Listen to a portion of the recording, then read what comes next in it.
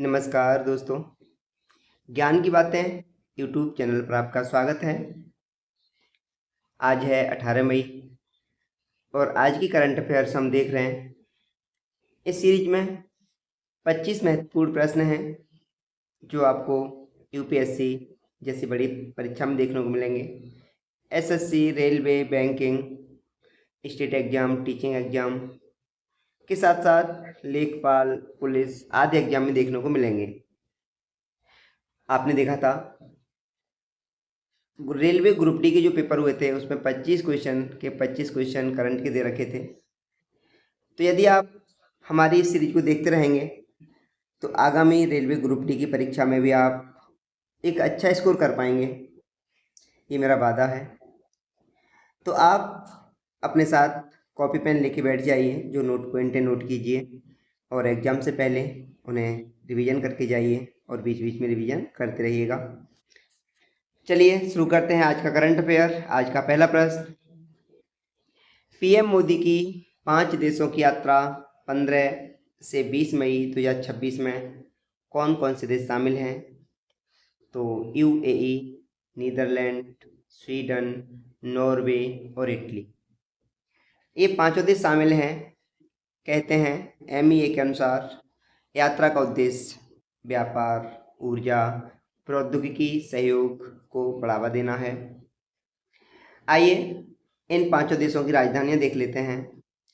UAE की राजधानी Abu Dhabi, Netherlands Amsterdam, Sweden की राजधानी स्टॉकहोम, नॉर्वे की राजधानी ओस्लो और इटली की राजधानी रोम। चलिए इन्हीं पांचों में से एक प्रश्न ये है कि भारत ने हॉकी में पहला गोल्ड मेडल 1928 में कहाँ जीता था? इसका आंसर आप कमेंट करिए। अगले प्रश्न पर चलते हैं। भारत और नीदरलैंड ने अपने संबंधों को किस स्तर तक बढ़ाने का निर्णय लिया? तो रणनीतिक साझेदारी। 16 मई 2026 को द हेग, नीदरलैंड की राजधानी में पीएम मोदी और नीदरलैंड के पीएम रॉब जेटन की बैठक में यह निर्णय लिया गया। अगला प्रश्न, टाटा इलेक्ट्रॉनिक्स और किस डच कंपनी के बीच सेमी कंडक्टर फैब के लिए एमओयू साइन हुआ? तो एएसएमएल के तहत। एएसएमएल की फुल फॉर्म क्या होती है? तो एएसएमएल की फुल फॉर्म होती है advanced semiconductor materials lithography.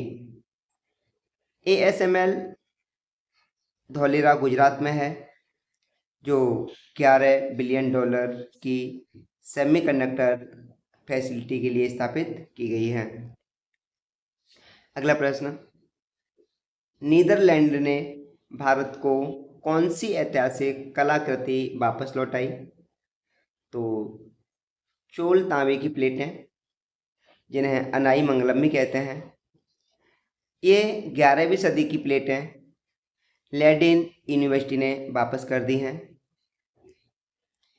Chola तांबे की प्लेटों में किस भाषा में शिलालेख हैं? तो तमिल और संस्कृत। इन प्लेटों में 21 बड़ी प्लेटें और 3 छोटी प्लेटें, जो मुख्यतः तमिल और संस्कृत भाषा में अलंकृत हैं। नीदरलैंड भारत का कितने नंबर का सबसे बड़ा निवेशक है? तो नीदरलैंड भारत का सबसे बड़ा निवेशक चौथा है, जिसमें फॉरेन डायरेक्ट इन्वेस्टमेंट अर्थात एफडीआई की बात करें तो 55.6 बिलियन डॉलर और द्विपक्षीय व्यापार की बात करें तो 27.8 डॉलर बिलियन, जो 2024-25 का आंकड़ा बताता है। नीट यूजी 2026 की पुनः परीक्षा कब आयोजित होगी? तो नीट की परीक्षा 21 जून 2026 को आयोजित होगी, जो नाटा ने घोषणा कर दी है। नाटा ने प्रश्न पत्र लीक के बाद 3 मई की परीक्षा रद्द करने की कर दी और नई तारीख दे दी, जो है 21 जून 2026। तो नीट पेपर लीक में सीबीआई ने पुणे से किसे गिरफ्तार किया? तो प्रोफेसर मनीषा मंधारे। तो मनीषा मंधारे वनस्पति विज्ञान की शिक्षिका हैं। तो सीबीआई ने नीट पेपर लीक मामले में इन्हें गिरफ्तार कर लिया। आपसे प्रश्न ये है, वनस्पति विज्ञान के पिता कौन हैं? कमेंट करिएगा। राष्ट्रपति द्रौपदी मुर्मू ने सुप्रीम कोर्ट में जजों की संख्या कितनी कर दी? तो पहले 33 प्लस 1 हुआ करती थी, जो अब 37 प्लस 1 अर्थात 38 कर दी है। तो 38 जज होंगे अब, जिनमें एक चीफ जज और 37 अन्य जज होंगे। आपको बता दें 2,80,000 चीफ जज का वेतन होता है, जबकि 2,50,000 अन्य जजों का वेतन होता है। जितने भी राज्य के हाई कोर्ट होते हैं उनके चीफ जजों का वेतन भी 2,50,000 होता है, और जो हाई कोर्ट होते हैं उनके अन्य जजों का वेतन 2,30,000 होता है। तो वर्तमान में चीफ जस्टिस ऑफ इंडिया कौन है? तो जस्टिस सूर्यकांत। दिल्ली सरकार ने एटीएफ विमान ईंधन पर वैट कितने प्रतिशत किया? तो 25% से 7%। बढ़ती विमानन लागत और हवाई किराए की चिंताओं के बीच यह निर्णय लिया गया है। भारत ने किस संधि के संदर्भ में अवैध मध्यस्थता न्यायालय का आरोप लगाया? तो सिंधु जल संधि। भारत ने हेग मध्यस्थता न्यायालय के निर्णय को अस्वीकार किया। अगला प्रश्न, सिंधु जल संधि कब और किसके बीच हस्ताक्षरित हुई? तो 1960 में भारत और पाकिस्तान के बीच विश्व बैंक की सहायता से ये हस्ताक्षरित हुई थी। पाकिस्तान को पश्चिमी नदियां कौन सी मिली थी? इंडस, झेलम और चिनाब। केंद्र सरकार ने चांदी के आयात को किस श्रेणी में बदला? तो मुक्त से प्रतिबंधित। डीजीएफटी के नए नियम तत्काल प्रभाव से लागू किए गए और उसके तहत मुक्त से प्रतिबंध श्रेणी में चांदी के आयात को बदल दिया। 14वां प्रश्न, पश्चिम बंगाल में हावड़ा स्टेशन के बाहर बुलडोजर कार्रवाई किसके नेतृत्व में हुई?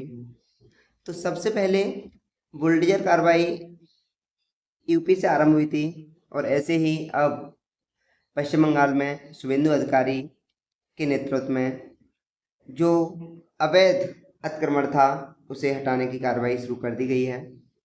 तो आंसर होगा शुभेंदु अधिकारी सरकार के नेतृत्व में।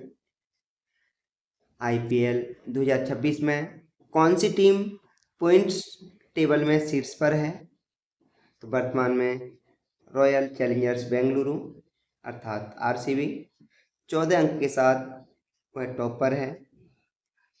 आईपीएल की शुरुआत किस वर्ष हुई और उस समय कितनी टीमें थीं? वर्तमान में कितनी टीमें हैं? कमेंट करिए। पीएम मोदी की 5 देशों की यात्रा में अगला पड़ाव स्वीडन में कब है? तो 17 से 18 मई 2026 को।